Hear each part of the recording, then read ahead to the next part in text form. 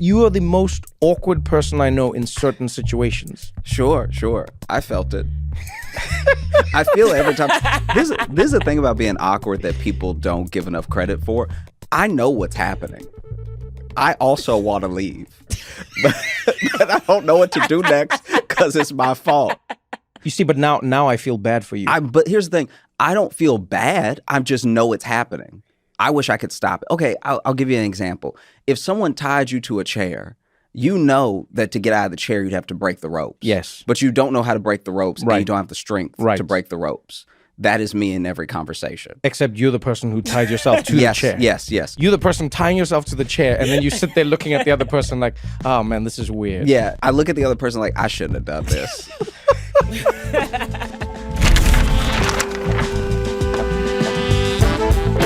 Hey, what's going on, everybody? Welcome to another episode of What Now, the podcast where we talk about all the conversations that are invading your brain. Yeah, that's how I see them. They're invading your brain. This week, we're chatting about rocks. The rocks flying in space, the rocks under your feet, and the rock who is no longer involved in politics. Now, the only thing I enjoy more than having conversations is having them with some of my favorite people. And this week, I'm joined, as usual, by my good friend, Christiana, all the way from Los Angeles. Yes, she is a mom, she is a thinker, and she's a person with a voice, once again. And what a treat. I'm joined by the one and only Josh Johnson, comedian and human being in the same space. Touch my blood. That's what we say in Africa. Touch my blood. Yeah, you like that? That's way harder than shake my hand. Yeah, touch my blood. I love that. That's what that is. Yeah. We started doing that when AIDS was spreading, like really, it was like a big thing. Okay. Yeah. Oh. Too late, you touched it. Yeah. Welcome to the podcast.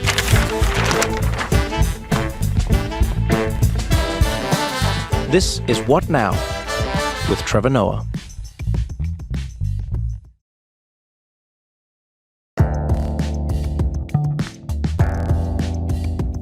Happy podcast day, everybody. Happy podcast day, man.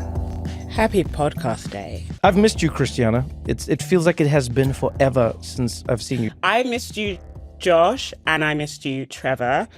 I'm glad I have a voice again. Yeah. It feels good to be able to speak. Someone asked me if it was a gimmick or a gag. I don't know what people think.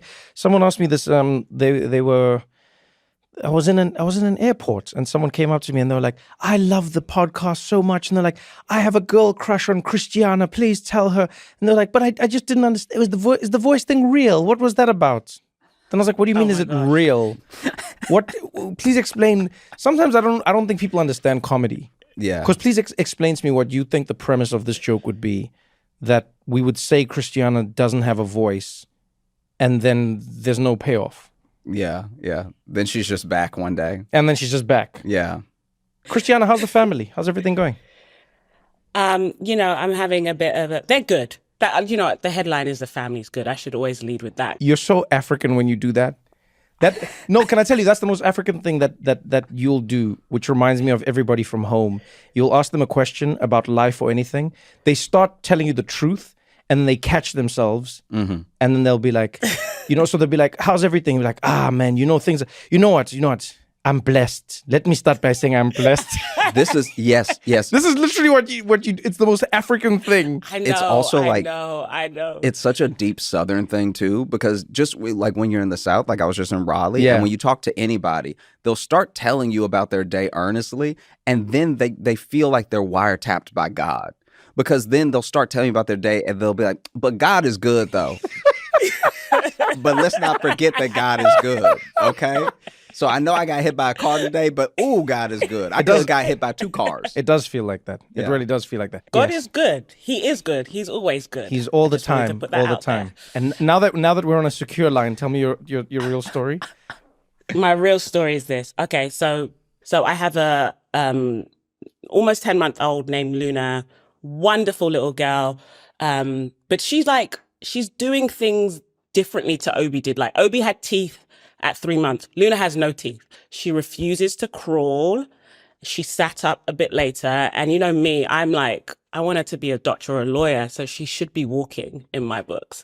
So we keep bringing it up with the pediatrician. The pediatrician, she's fine, but take her somewhere just to check. And of course, we're going to take her. And today we found out she is fine. She's just lazy. So she needs physical therapy to get over the laziness. The ability is there, but the desire is not, which is a worry because she's supposed to be a doctor. Wait.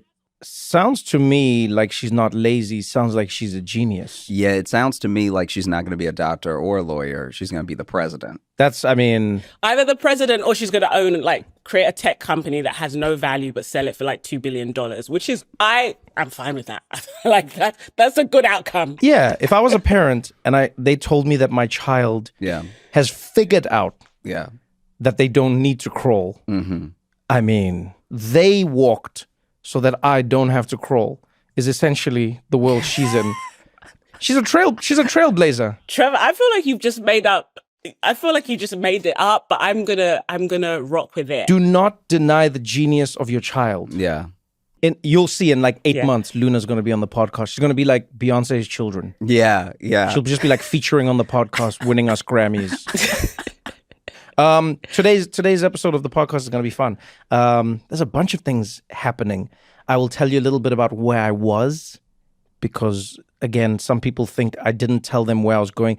Some people asked me if I was going to get a BBL. That's why I disappeared and wouldn't say where I was going, which was a strange one. The fact that people think I needed a BBL. Yeah, talk to them. You know what I'm saying? Yeah. The worst thing about these kinds of rumors is that now people see it when they didn't see it. So if they go like, you went and got a BBL, then they're like, I can see. Then you're like, that's how I've always been. Then they're like, no, I would know. So do either of you know where Bhutan is? I mean, if I was betting money, I would say Christiana knows. Again, Josh, this is not an insult to you. I say this because I wasn't completely familiar with where Bhutan was. Christiana is somebody who's extremely learned and she went to university. I don't know that you went to university. I didn't go to university. So before you get offended at all, do you know anything about Bhutan? Sometimes you say before you get offended at all, but you've already said all the things. Yeah, he's like, no offense. I apologize. But I'm about to offend you. No, I apologize. Josh, what do you know about Bhutan? I know that it starts with a B. Christiana, what do you know about Bhutan? I don't know that much about Bhutan. I don't. Do you know where it is? A lot of people don't even know where it is. Is it near the Indian Ocean, or am I wrong? No, so it's actually in the Eastern Himalayas. You just trying to do the thing. Oh man! Oh, you just took me back to my childhood. I have a cousin who tries to do that. They try and answer the questions with you to act like they always knew the. Man, thank you for that, Josh. Thank you so much for that. No, so I was in Bhutan. That's where I went for a week. A country that is really interesting because they only got the internet and TV in 1999. Place was pretty much closed off from the whole world, and then now they don't have a GDP. They measure their success in what they call the GNH, gross national happiness, and so. You go to a country where they're like, oh yeah, money doesn't determine how well the country's doing. We measure it on people's general health, their connection with their family, their time, their free time. And so I went there and I just spent a week essentially with monks, them just telling me about happiness the whole time. And was it like when you were talking to them, was it an inspiring experience or were you like, or were they fun monks? Can I? Oh, okay. First of all, I'll say this. Every real monk I've met is fun. Okay. Fake monks are the ones who are like, there is nothing funny in the world. And, you know, if you're like, I had a bad day, they're like, there is no bad and there is no day. Oh, those monks are assholes. The monks, like the real monks, they're great. They have a good time. Wow. Yeah, okay. the one monk was like, hey, you should follow me on Instagram. I was like, you have Instagram? He's like, yeah, everyone has Instagram. I was like, oh, but you're a monk. He's like, I don't get what this has to do with anything. Are you gonna follow me or not? And then I thought he was joking. And then the next day I saw him again, and he's like, you didn't follow me. Yeah. Did you have to be like silent? Like, what were you doing for the week apart from being like the CIA asset that you are? I spent a lot of time meditating. I'm gonna ignore that comment because I've found inner peace, and Okay, let me put it this way. It was interesting to go to a place where they're trying to redefine the very idea of what success is, but from the country level. Do you know what I mean? Mm-hmm. So Yeah. these people, for instance, I played a game of poker where they didn't play with money, they played with push-ups. That's hilarious. It was actually, can I tell you, it was actually the most stressful game of poker I've ever played. That's so good. That's Like literally you bet and you go, I raise you 2 push-ups. And someone's like, I raise your 2 push-ups, 6 push-ups, 8 push-ups. And then at the end of each round, people are doing push-ups. There's no money exchanged. Same game, same enjoyment, but people are doing push-ups. And you, first of all, you'll be shocked at how quickly you start curtailing your gambling when you have to do push-ups. I was Yeah. like, this could cure Vegas in like a week. yeah. If you said everyone in Vegas had to do Yeah. squats or push-ups every time they lost. This is the best because now your gambling addiction looks sexy. Well, now you'll know who has a gambling addiction, Yeah, right? like you'll see somebody with just the chest and no arms, and you'll be like, "Ooh, he's sick. He's sick. Poor. We need to pray for him because he got no legs, but he got that thick chest." That's Oh, man, you know what? I feel enlightened, and I feel some of that Yeah, light. I love Like it. I feel like you're a hater. That's what you are. I'm not a hater. I feel like you're a hater. I'm a who's- hater. I'm always you're a professional hater. I'm yeah, always a hater. Yeah, but you're different. Josh right now is just that you are being you. Josh has stepped out of himself to step in and hate on me. I'm not hating at all. I'm glad that you told me about this, and I will think about it sometimes when I freak out about money. You know what we're gonna do? We're gonna take a little break. When we come back, I will tell you what would have happened to you a few hundred years ago if you had this exact same attitude with me. We're gonna continue this conversation right after this short break.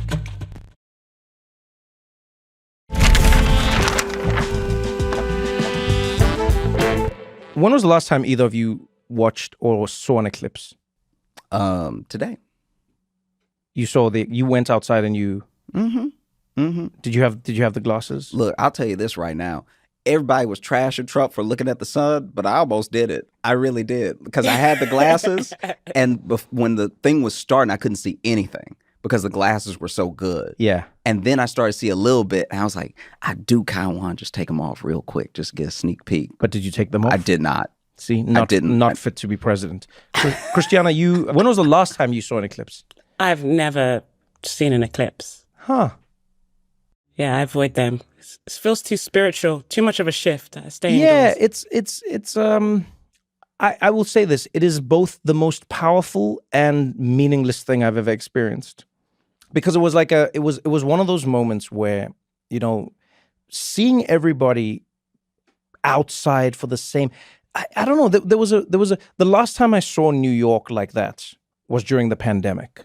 Mm-hmm. And so in an emotional way, it was really wonderful to see everybody outside for something that wasn't morose, something that wasn't sad, something that it was just people gathered together to look at the sky turn dark for a moment Yeah. and enjoy, like everyone. I mean, like construction workers, high school kids.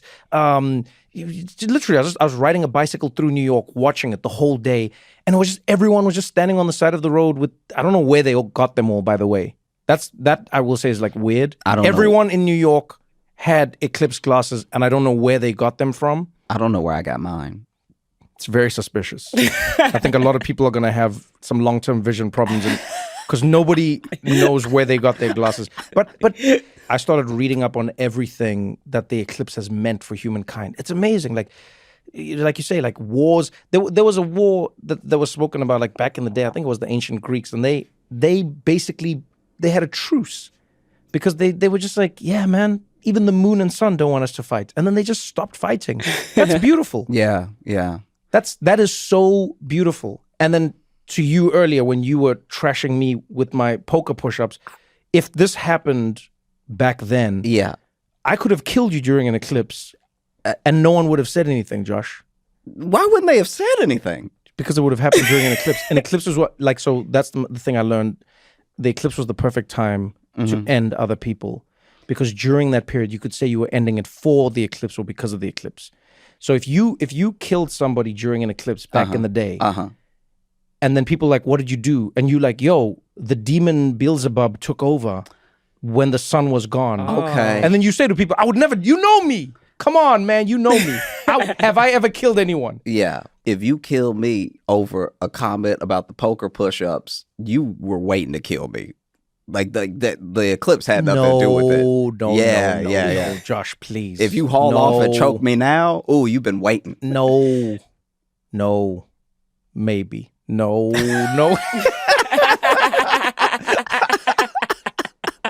I don't know. I just liked it. I was sad that not everyone got to experience it everywhere in the world, because it was just like a moment over the East Coast of Texas, sort of like the east of. They also didn't all look the same. Did you see that? Like the eclipse in Mexico was a little redder than ours. That's racist, Josh. That's racist, Yeah, and I cannot believe, Josh. I cannot believe Josh said it, that not you me. would take this moment. You would use the eclipse, Josh, to further your ideas Josh. of superiority and supremacy. Josh just said, y'all ever notice how the Mexican eclipse looks a little red? Wow, Josh. I said red or not. Wow. I didn't say Josh Johnson. I didn't say darker. Wow. I said Very redder. problematic. Josh Johnson. I'm just throwing it out there that everyone doesn't have the same eclipse experience. Why? Because the eclipse in Mexico doesn't have a job? Is that what you're saying, Josh? I did not say that at all. What are you saying, Josh? I was just saying that I think it's beautiful that all over the world, just because you're here, this New York eclipse is not the same eclipse as another eclipse and another eclipse. Some of us, Josh, we don't see colors in eclipse. Yeah, All because right. it's blacked out. I didn't even see that it was black. One of the worst stories, and also one of the best stories, I will preface, because it's interesting, was Christopher Columbus, right? He got to the Caribbean. Him and his men landed on the shore. The people at the time, like, we'll say Jamaicans for now, like, you know what I mean? The Jamaicans were like, yo, what are you doing here? And he was like, well, we're coming here to do our thing. And they were like, no. And they had a huge fight, and there was a bit of a war, and they were winning. And then Christopher Columbus remembered that the eclipse was about to show up in like a few days. And then he said to the Jamaicans, he was like, my God will punish all of you for what you have done if you don't repent. And the Jamaicans were like, what are you talking about? And then the eclipse happened, and the Jamaicans were like, damn, God is on his side. Yeah. And the rest is history. I mean, I would do something similar, just because if you go back to medieval times, the only people who could read were also people in the church. So then a lot of science also came from the church. So there were people dabbling in both at the same time. Yeah. And I would be like, ooh, God, man, look at that. He heard you owe me the 10. Because when I taught God, listen, and I told him how you owe me the 10, and you acted all big and bad. You don't want to pay me back because you're bigger than me. You're using an eclipse for $10, Josh? Shillings. Okay. Probably. My bad. Yeah. I didn't know this. During an eclipse, animals don't know what's happening, right? For the most part. Nocturnal creatures have woken up because they think it's nighttime. Birds shut up during... This happened for real in New York, by the way. I was in a park. Birds were chirping, and then silence. Doesn't that creep you guys out? It is creepy. I get so spooked out by it. That's why I stayed in my room. I don't want to be around it. I just want to pretend it's not happening. What are you spooked out by? I was raised by, Africans who believed that Christ rose from the dead in 3 days. So I just Which he my did. sense of reality Which he is did. not like everyone else. I'm going to heaven. Right. I don't know about y'all. But... But I'm like, oh my God, that kind of stuff creeps me out. My husband's going to be so embarrassed when he listens to this, because he was like, you need to believe more in science, which I do. I vaccinate my kids.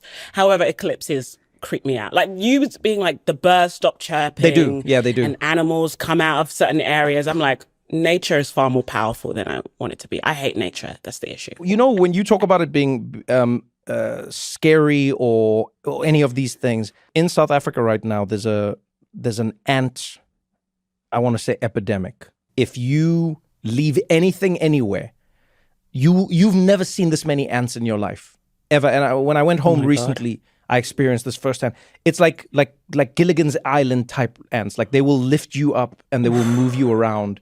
I'm not even joking. You've never ever seen this many ants in your life, right? So everyone in South Africa has been going, why are there so many ants? What's happening? Where are the ants coming from? It seems like the devil. Something's going crazy. You know what I mean?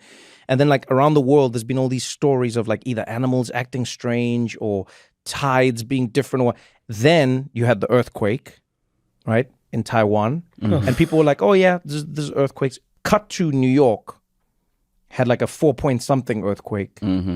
And people didn't even know which way to go. Do you run up? Do you run down? Do you run? Yeah. Like in LA, because like if you're in California, they tell you what to do when there's an earthquake because they're earthquake ready. In New York, people just... Yeah, we built buildings high, all cocky. Yeah, but some people are saying that the world might be ending. And I don't know. I mean, I really hope not, because things just started to go well for me. I need at least 4 or 5 more years of Earth, and let me see where I take this thing. You one of those people. If the world was ending and you knew for a fact it was ending in a week, would you do anything different in your life? I would probably go to England. That would be it. But only for a couple of days, and then I'd come back. England is kind of like Oliver Twisty right now, so I wouldn't want to be there for too long. Wait. You're going to go there for a few days? The world is ending in a week? Yeah, I'd go there for a few days and then keep living my life the way I've been living it. Wow. Because I feel like I'm living the life I'm supposed to. Do you know what I mean? I'm raising my kids. Yeah. I'm doing work. What? Why would Wait. I do anything You would still go to great? work? I'm not gonna You would still go to work if they told you the world is ending in a week? I like writing. I actually like my job, Trevor. No. That's not what I'm with you. I think if I thought the world was ending in a week, right? I would go, my girlfriend and I would go see my mom, right? I'd go hang out with my mom. I'd do a show in Atlanta. Then I would take Sally and my mom to Botan, and I would play poker for push-ups until until my arms fell off, really. Like I might have a... I don't know if I envy you or if I feel sorry for both of you. The world is ending in a week. There is no one you would cuss out. There is no thing but you would do. I cuss people out anyway, Trevor. When you live like me and you just say how you feel, all right. I'm cussing people out. Okay, that's different. I'm YOLO about cussing people out. I'd also buy a sword. Now this is what I'm talking about. Yeah. What kind of sword? What type of sword? We are talking a full-on saber. What are you doing with them? I'm just walking around with them, letting people know what's up. Trevor, what would you do? Yeah. If there was a week left, okay, there's a few things I would do. I would take crack. I would take heroin. You would take crack? Yeah. That's Trevor. wow. Take crack is... What do you mean? Sounds like somebody that's never done crack. I've never done crack. No, that's the most CIA thing you've ever said. I would take crack. I would take crack. This is, I feel like you Wait, what do you do? What do you do? You smoke crack. I can't believe, you sound like the most wired up person right now. I would take crack. You smoke crack? Yes, How's you that smoke different crack. to just taking crack? Yes. Because you don't, imagine if I was like, I'm about to partake in some alcohol. It sounds... Josh, that's what you say every weekend when we go out. What are you talking about? No, I've never said that. What are you talking about? Take crack. You said I will unleash myself upon other people. If I took you somewhere right now, if I took you where I grew up, right? So we go to like the Sonia quarters of Alexandria, Louisiana, right? And if you say to the dealer, I'd like to take crack, we will be shot. we will be shot so fast. All right, fine. Okay. I will smoke crack. Thank you. And I will smoke heroin. Okay. No, you can smoke heroin, but you gotta inject heroin. Yeah. Trevor. I told you he's CIA. I knew this. If I was CIA, I would know all these things. No. I would know all of these things. You're too busy going to Bhutan and Okay. Look, either way. So I would do heroin, I would do crack. I would take a shit on the sidewalk. This is something I've always wanted to do. Mm-hmm. I just think there's some occasions where you're like going somewhere and then I hate the whole like, do you have a bathroom? Can I use your bathroom? And then they give you that giant key with the heavy thing on it and now you're at their mercy and then you have to buy something. Do you want the code for the door? I just think sometimes it would be nice, just like a dog, to just like find a spot, do your thing, look at people while doing it and just keep on moving. The world is ending in a week. Remember, all of this is happening. I would do that. Yeah, that's true. 6'5", like a 6'5" dude, I'm gonna act like I want a high five, right? Because they love that, because they think I can't they think it's like touching the rim. So then they're gonna do this, right? And then right when they do this, I'm gonna punch them in the balls as hard as I can. Yeah. And now he's my height, doubled over. Yeah. Oh man. You know who is 6'5"? You could try that with is The Rock. Oh, You know, this is the thing. Save that thought. Yeah. Okay. Because we're going to talk about him after this. okay.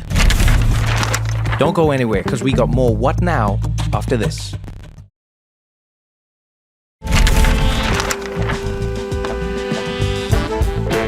So, if you haven't followed the story and you've somehow managed to avoid it, so Dwayne "The Rock" Johnson made a special appearance at WrestleMania. He came back to compete. He's 51 now, so it's pretty special. Came back to compete. WrestleMania is really taxing. The last time he was there, he got badly injured. Anyway, he goes back. He does. It's triumphant. It's an amazing return. But this thing gets overshadowed by the fact that The Rock goes on Fox News and says that he will not be endorsing Joe Biden. Right? Everyone goes crazy. People, obviously, Fox fans are like, "Yeah, that's it. Joe Biden is a screw up, and screw him." Yeah. And then people, who are pro Joe Biden are like, "Why would you do that to us, The Rock?" What what I mean? Yeah. It's okay. Here's Yeah. what's weird to me. A few things. First of all, he says he's not endorsing Joe Biden, and he says he's no longer endorsing anyone. So he's also not endorsing Donald Trump. Yeah. So I don't understand why that's not a Yeah. headline. But for some people, it's an addition by subtraction. So they're like, you endorsed Joe Biden And last time, now you're not and now endorsing you're him. not. So you're at least coming closer to me. Is how people see it. I see that. I see And- that. Yeah, it kind of worries me a lot that people take their voting guidance from a wrestler turned actor turned Businessman somebody turned who- everything. Like guys, I- once I- Donald no, I Trump don't once believe- Donald Trump became president, Mm-hmm. all bets were off. Sure, like I'm sure, I'm- but I think Yes, I'm biased because The Rock was on this podcast. I'm biased because I've spoken to Of him, course. but I think he would be more considerate as a president than many presidents America's had. I think that would be incidental. I think that if you, how about this? I don't know how to fly a plane, so no matter the intent I have when I try to take off, I'm still gonna kill everybody when Yeah. we try to land. So just because he's more considerate Yeah. doesn't mean he's more polished. Doesn't mean that he's more understanding of policy. You know, This guys, dude- I hate the celebrification of politics. I despise it. I so agree much. with you. I hate that people take so much guidance from it drives me up the wall that people even care what he thinks about politics. Like, I really would like wrestling guidance from him, working out guidance from him, business advice from him, but I don't necessarily need his opinion on how I should vote in a school board election. And the fact that so many people do care what The Rock thinks, very worrying. Well, We're in a bad way, guys. first of all, he is the people's champ. Let's start with that. Mhm. He's the champ of the people. But secondly, no, but okay, here's where I'll give him credit. He's never told anybody how to vote. In fact, he's done quite the opposite. Even in this interview, he's essentially saying he doesn't want to participate in politics anymore because he saw that all it did last time was basically just get him hate. But I would say this is my thing with that. I have no problem with anything he said except for that, because the thing about division that I think a lot of people don't understand, and I'm not trying to take him specifically to task, but I want to use. Take him to task, Josh. Okay, I do. Yeah, Go for it. He's not here. What's he gonna do? Yeah, come here. He won't. Beat you up. Yeah, I hope you got your saber ready. you look at The Rock. The Rock is from Hawaii, right? Right. Okay. So he's from Hawaii, and there are both people in terms of politicians and people in terms of corporations that want to take as much land as they can from the people of Hawaii and use it for other things and don't care what happens to the people. Yeah. I imagine he would stand against something like that, okay, right? okay. So when he stands against something like that, he's not causing division. Because that's what someone would say. They'd be like, oh, we're just trying to bring jobs to Hawaii and you're over here causing division. Do you see what I'm saying? Yeah, I hear what you're and saying. so I think him endorsing Biden, I think that that didn't, to me, cause division. He just said who he was voting for, and to your point, didn't tell anybody else who to vote for. But now he's worried about causing division by just saying what he's doing. And I do think that a little bit of that is worrying about the check first. I don't think No, but I think necessarily- what he's saying is he's causing division in his life. I don't think he was saying he caused division out there. He's just causing division amongst his fans and his people, and you know. I don't think division is intrinsically a bad thing, right? It's just how we deal with division and how we deal with conflict. So I didn't, that kind of rubbed me, that part where he's like, oh, it caused division and caused, I just think those conflicts can be useful. My real issue comes back to, I do not believe in the theater of public ideas that we have. I agree. That The Rock's opinion should hold that much weight. It really worries me because there are, like, for instance, if you are a mother that you send your kid to your local public school, if you're in an area that's deprived and you're dealing with bad roads and bad schools and, you know, bad housing, we don't care what those people think. And those people have opinions about who their elected officials should be, right? And I think we listen to the wrong people in this country. And it's not just unique to the US. Around the world, there's become this celebrification of who I want to take my political opinions from an influencer on Instagram. Yes. I don't care what that Instagram thinks about some sort of conflict. What the hell do you know? Why do you have to puppet? You know what I mean? I think we just demand this. I feel actually bad for The Rock that we demand this of him to endorse somebody. I agree with that, because actually. I don't think he knows any I- better than anyone. And that's what kind of annoys me. I don't actually care who he votes for. I care that we demand somebody like that to actually say what they feel politically, because I don't think they're any more sophisticated than your average person. And maybe we should listen to experts. Well, that maybe be a good thing. I also think, and maybe that this was taken, or this was inspired a little bit by the Eclipse.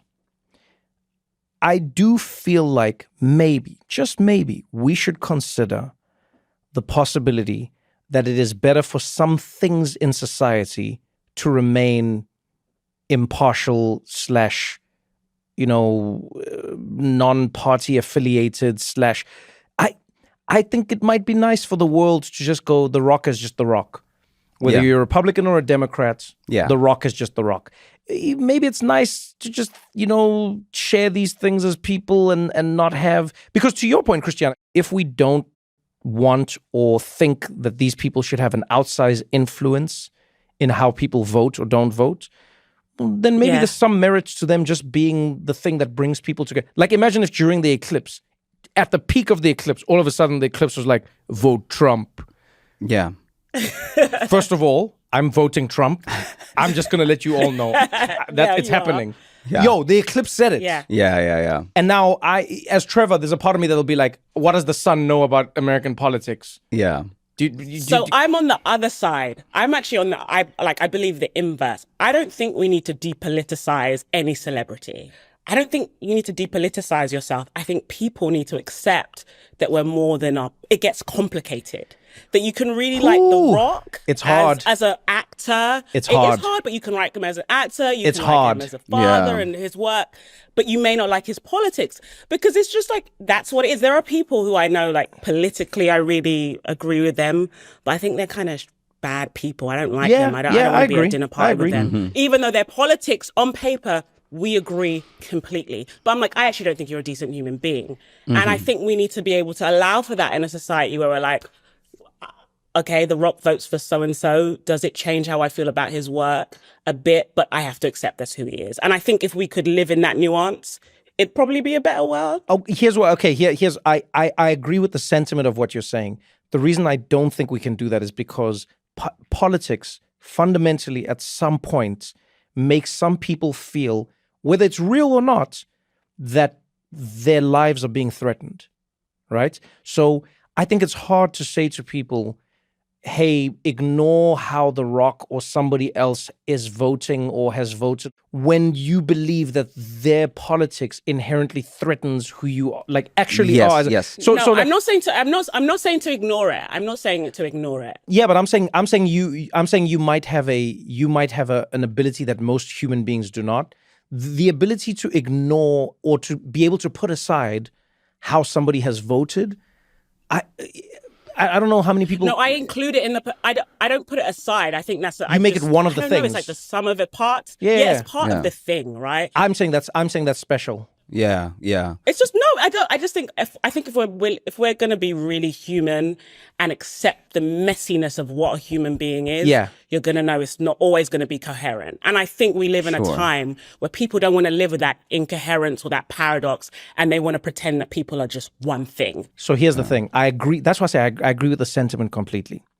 But growing up in South Africa was interesting and weird for me in that, like, I got to see democracy for the first time in a country. Not many people have lived through that experience, right? So in South Africa, in 1994, we had our first elections ever where everybody could vote. And I remember I was a child and it was the biggest thing ever. Lines that, I mean, like, it looked like the whole of South Africa was going to a Taylor Swift concert. Let's put it that way, right? The biggest message was, your vote is your secret. Your vote is your secret. And I remember I didn't understand it. I was like, why should your vote be a secret? I mean, like, and it was almost agreed on. All the black people were voting for the ANC because this was the party that had liberated them, etc. But still, people were like, your vote is your secret. Your vote is your secret. And I remember asking, it was a teacher or somebody, I was like, why is your vote your secret? And they were like, because if people know how you vote, you may not be able to continue voting that way because they might want to kill you or threaten you. And obviously in South Africa, we had a lot of political violence, right? But the thing that stuck with me was just this idea of how, I don't know, it's a weird, in many ways, I think of it like this. Politics is a lot like sex. Everyone has their own proclivities. There may be things that you believe in politically that I don't agree with or that are strange to me. But I think if we know all of these things about each other, it's a lot harder for us to exist in a society where we take each other as whole human beings. It'll be very hard to look at Josh the same way when you know that he uses a saber during sex. Do you know what I mean? Yeah, when you know I have that thing. It's like it just changes how you are with people. And I don't know. I feel like one of the things that's hurt America is the fact that now people start conversations with their political affiliation, whereas before, I remember even in my lifetime, it used to be a thing where people didn't, if you said, how did you vote? They'd be like, well, come on, hey, that's not how I... Yeah, it used to be more like sex. Yeah, people would Like, so what position? Exactly. Oh! Hey, that's between me and my wife. Yeah. You know, that's I don't think that's appropriate. Yeah. And I think there's something valuable in that. I think there's something valuable in us not knowing how only because politics is inherently a polarizing thing. And I think there's something valuable in living in a society where we go, I don't know how you vote. Let's go and vote honestly in private. And then let's see what the country and the people actually feel like. And then we work from there. Does that make sense? No, it does. It does make sense. And I think that when it comes to The Rock or any other celebrity, there's two main things at play. One is that there's no word for it, but it's basically we want every great athlete to be Muhammad Ali. Because Muhammad Ali took everything that he had as far as like clout, as far as fame and everything, and he put it towards things that he believed in. And he gave speeches. And he happened to be a great orator. And he happened to be well read. So it's like we kind of got everything all at once, but then you turn to the next boxer next to him, right? So second best boxer in the world, and he's like, I punch.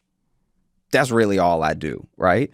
And that was okay at that time. Like Muhammad Ali was doing all these big things that were outside the arena of sport, and other boxers were just sport, right? But I think that now, and I mean, I'm kind of coming down on myself and just the whole country. We don't love to like read or find these people, so then it's kind of easier to package them in people we are already watching. Like you're already watching WrestleMania more than you're watching a debate about Israel-Palestine with two people who are experts and on the history and the politics. So then if The Rock says something about Israel-Palestine, you're more inclined to listen because you're already watching him. I hear what you're saying, but I think what we should never take for granted is the power of embodiment. This is a man who has come from nothing, has worked really hard physically and mentally, and he's brought people together, and you know he exists in different worlds, and he is also a biracial human being who's combined, you know, America, but then also this Samoan heritage, and it's all these things. Do you know what I mean? So there's all these pieces that sort of come together, and I think that embodiment makes people go, that is what we want our country to represent. Like one of the weirdest thoughts I've had is I've gone, I sometimes feel like America could do with a royal family as well. Like America should actually get a royal family. Because I sometimes think what happens in America is America's looking for the embodiment of what America is, and they're putting that on the president, but that job is really just supposed to be like an administrative role.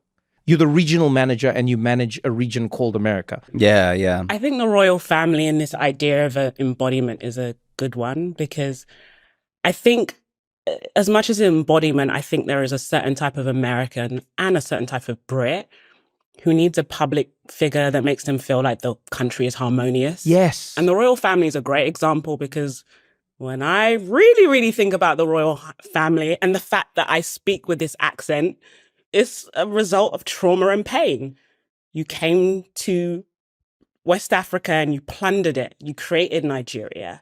You raped it and you put your face on our money. And then the country is in such a bad state. My grandparents and people like my grandparents and parents had to move to a different country, right? And when my parents were born, they were born under colonial rule. They were born before Nigeria had become independent. Yeah. So for some British people who can sing Rule Britannia and who can sing God Save the Queen and Now God Save the King, when they see the royal family, they do see that embodiment. They see that fantasy of harmony. But underneath it, underneath these symbols, wherever they are, whether it's the rock or the royal family or a president, there's always something darker there. Even the rock, he may not show us his darkness, but there is an inherent conflict in him. But people want this fantasy of embodiment and harmony. And I think the rock is actually the perfect example, because him saying, do you know what? I'm going to shut up. That does embody what a lot of America is doing right now, where they're like, I'm just going to keep what I really think to myself, rather than be able to live in the discomfort and have the messy conversations. Okay, so let me ask you both that question then. Do you think that the idea of cancel culture / wokeness, I mean, like, let's just use these terms loosely and throw them around, right? Because we can debate forever about, I mean, I have my thoughts, you have your thoughts, etc. But do you think there could be some merit to maybe having like I know this sounds weird, but maybe like an amnesty where we say like everyone can say what they want, like a purge. Mm-hmm. Everyone can say what they want for one day, maybe let's say like every 2 months or every 3 months. Mm-hmm. We hold nothing against you, but you can come out and say it.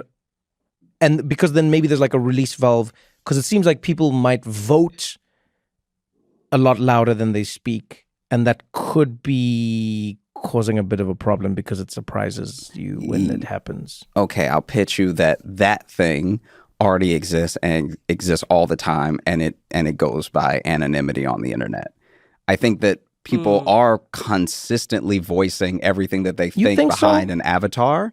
Like I don't think that there's this story that we tell ourselves so we don't have to feel as bad later, that the internet got us all riled up and made us do whatever to this person as far as cancellation. Whatever thing is. Yeah, I hear you. I think that by and large, everyone already felt that way, and then they just let it out. So I agree and I disagree. I think the internet creates an environment where people are prone to let out a part of what they think, but it is not them and it is not how they fully think. Mm-hmm. I think there are a lot of people on the internet who say things just because it's what's happening and people are going crazy. Mm-hmm. There is a part of you that is caught up in the moment that isn't a representation of all of you.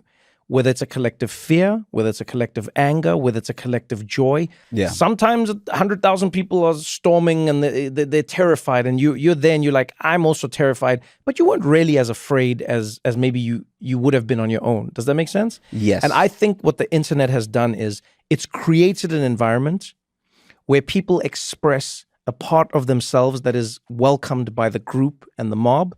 And then what happens is, because of the internet and because of the platform and the way it looks, we are only exposed to that in a collective. Yeah. Half the people who are like racist on the internet, and I know this is a strong thing to say, I think half of those people aren't even like real life racist. Like they just found a place where they can go out and say something that'll hurt someone, and then they sort of get to put it away. I'm in between both of you, actually. Yeah. I think there's something to Josh saying that the internet bring stuff out of you. I think, Trevor, to your like thought experiment of that day where you can say whatever you want, it's actually very hard in person to say something really degrading to a stranger. Even if you're going to say a bad thing, you're not going to say the worst thing as you would online. Yeah, I agree with you. And I think there is something to like that in between phase of like radical honesty. But when you do it in person, I think you're more careful because then you're just seeing the person's physical reaction. And like most people aren't sociopaths. If you see that you've said something that's hurt someone, you're going to react to it and it changes the whole interaction. Whereas when you're online and you're just being super rude and it's your lowest self, you don't actually have to see the person on the other side of the screen. So to merge your ideas, I think there should be a day where we can be radically transparent and honest about our politics, but you have to do it across from the table with someone. Oh, I like and this. sit in their reaction. And from there, that's where it gets interesting. Everybody should say how they really feel in punching distance. I like this. We should create this. We create a safe environment where let's start with once a year. Yeah. Pilot program. Yeah. We bring everybody together. So we bring those people to the Rock, face to face, and we're like, here he is. Here is Dwayne. Speak to him. Tell him how you feel about him and his politics and his endorsements. Mr. Rock. Mr. Rock, I may have said some things in the past that we just put people face to face and then we see what happens. Yeah. Everyone, say what you're gonna say to people's faces. Online, let's just be nice. Yeah. And if you see The Rock and you want to tell him some shit, make sure that you're within punching distance. Yeah. Absolutely. And his punching distance is quite far, so I will probably cheat and take an extra step back. Well, it was fun chatting to you guys. Yeah, great to see you, man. I want to go to Bhutan now, Trevor. I'm jealous. I want to go to the monastery and meet the monks. They don't allow women there. All right, well, it's been fun chatting to you all. Let's have a fantastic time this week. Bury the lead, baby. No, I'm joking. I just wanted to throw a grenade into your world before I said goodbye. I was just like, what is the one thing I could say to you that would spoil this image? Yeah. You know me too well. Yeah. You know me too well.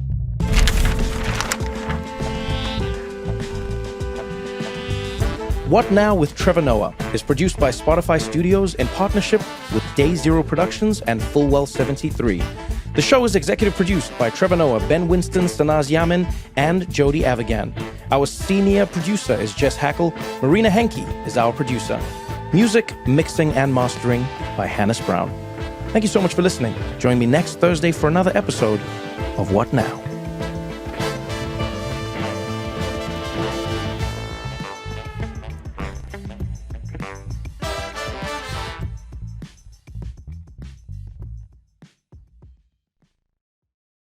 You guys have any questions? I love like the revelry of DC, you know? I just love the Constitution. Every building here has like purpose, like meaning.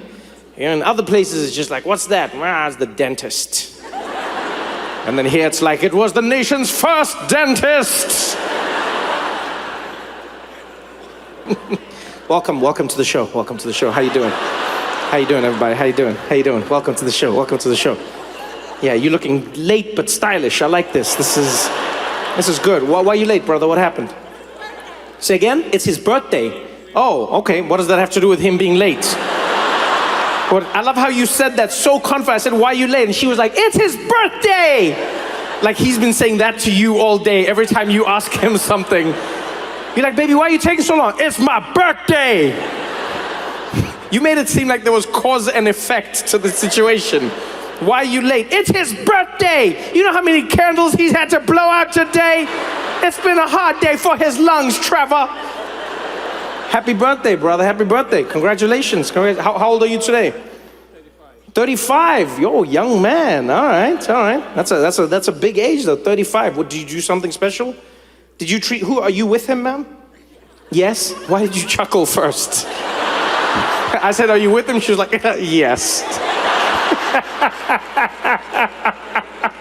I don't know which way to read the chuckle, because it could mean either one. It could be like, of course, or it could be like, for now. I don't know which way to go with it. So why are you late, birthday boy? Why? Say again? You just drove from Philly. Okay, I'll take that. I'll take that, man. I appreciate it. Happy birthday, man. Thank you for coming out, my brother. I appreciate you. I really do. All the way from Philly. And now I will sing for you personally. Happy birthday to you. Nothing makes a black man more awkward than a song. Happy birthday to you. What's your name? Tell me your name real quick. Happy birthday. Dear Atisi, happy birthday. Wait, where's Atisi from? Where's that name from? Nigeria. Why are you burying the lead, Atisi? When I said, why are you late? You should be like, he's Nigerian. In fact, the fact that he's here in the first hour means we're Ali. I cannot believe that. How are you burying the lead like that, Atisi Noah? 35 years old, can you believe it? You have made it. Man, we're out here singing like a boring birthday song to you. You're from Nigeria. If I knew you were from Nigeria, I wouldn't have sang that. I would have sang like a Burna Boy version of it. You know what I mean? Happy birthday, birthday, happy birthday, I should answer that. Answer it. Who is it? Who's it? Who's calling? Oh, it's an alarm? Wait, you waking up now? What life do you live? What is it an alarm for? Say again? You work in construction. Okay, wait, so is someone gonna fall? What's happening right now? What's the alarm for then if you work? Now it's even more profound. So what is the alarm? Something you have to do for work. Okay, you can do it, I won't be offended. We'll wait, do it. It would be weird if like you don't do a construction thing because of me, and then like a week later we're reading in the newspaper, then like building falls down because someone didn't do the construction thing they were doing. Sources say she was at a comedy show and was afraid to, is it like it's some, if it has an alarm, clearly it's like, it's important. What is the thing you're supposed to do? You'll tell me in private? What type of construction is this, girl? Tell me in private, do we need hard hats? You guys have any questions? How much money do I make per show? All right, I'm gonna answer the question, but I first need to know, like, who did you come with? Who are you with? Are you with that gentleman? Yes. Are you his father, sir? And then are you the mom? Okay. You are confirming you are the parents. Okay.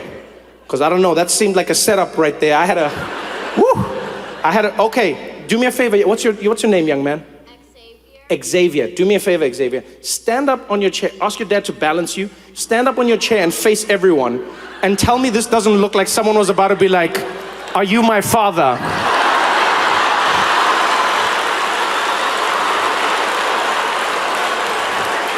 Yo, Xavier, my life flashed before my eyes, Xavier. My life flashed before my eyes. I was like, wow. I didn't think it would happen like this.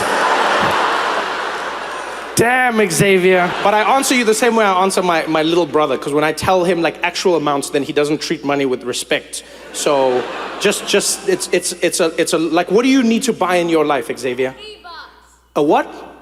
V-Bucks in Fortnite. Yeah. Oh yeah. So I have enough to buy like a lot of skins.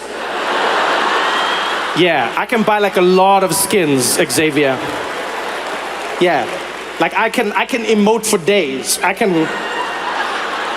I'm in there, Xavier. Wow, that I'm not even joking. You guys, you don't understand what I'm looking at right now. There is a little me with an afro sitting in the second row. Oh, you're just like, oh boy. I was like, oh, you shouldn't take questions, Trevor. Is this how it's gonna turn? Well, it's just like, what do I do? I met him at the show. What do I say? Where have you been? What do you mean, where have I been? I don't know you. Why did you leave me? Oh, goodness, Xavier.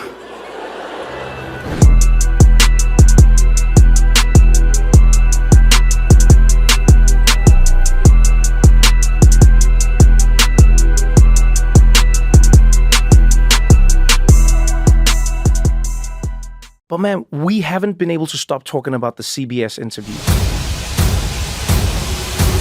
Why does Ta-Nehisi Coates leave out so much? Why leave out that Israel is surrounded by countries that want to eliminate it? There is no shortage of that perspective in American media. I very seldom get angry on people's behalfs. But man, we haven't been able to stop talking about the CBS interview. Wow. I don't think you understand the shockwave that interview created. Not because of what you said, but because of the way people felt like you were treated. Just the opening salve of that conversation. And I'll never forget the question that you get asked, where I think it's Tony who says to you, When I read the book, I imagine if I took your name out of it, took away the awards and the acclaim, took the cover off the book, the publishing house goes away, the content of that section would not be out of place in the backpack of an extremist. yo, I sat there, I don't get flabbergasted by much. Right. I genuinely don't. I sat there and I was like, what? I've been trying to process why I wasn't so insulted. Like, I love all of those awards and accolades, but they're not really me, so okay, you take them away, it's fine. You know what I mean? I'm still me. I have been in this, in terms of the research and the writing, from, over a year now, and I guess how much, the extent to which Palestinians have been pushed out of the frame. I really, I knew this was coming. Okay. And I figured at some point it was gonna be a fight. I didn't know it was gonna be right then, but I figured at some point it was gonna be a fight. The thing that went wrong in that interview more than anything, as far as I'm concerned, is, and I know she's getting a lot of stuff right now, so I really want to say this. Gayle King is a great journalist and a great interviewer. And Gayle came behind the stage before we went, and she had gone through the book. And I'm not saying she agreed with the book. She was like, I want to ask you about this, I want to ask you about that. It was like Gayle was considered. Oh my If there's God, one it's thing her- Gayle King is, it's considered. Listen. But she didn't speak. It was her handwritten notes. Her handwritten notes with it. You know what I mean? She had all these things, and I think while on the one hand, he probably did me a service, you know what I mean, by just kind of commandeering that interview, I don't think he did Nate and Gayle a service. And I'm really, really sorry for them. More than anything, I can take care of myself. I'm good. Like I said, I've been hearing these arguments. I've been rehearsing. So, if this is what you want to do, I'm okay doing it. I'm good. I was okay. I left, shook his hand. I'm okay. I'd like to know from you, maybe why you think people do that. Why do they remove all context when speaking about Israel-Palestine? Why do they say, if we take this away, and if we take that away, and if we take that away, and if we take that away, and if we take that, then it's this. But we don't do that with many other issues. To your point, removing the context, I think, is actually essential. You know what I mean? Because if you start asking why, you know what I mean, then, you really, really start to get into trouble.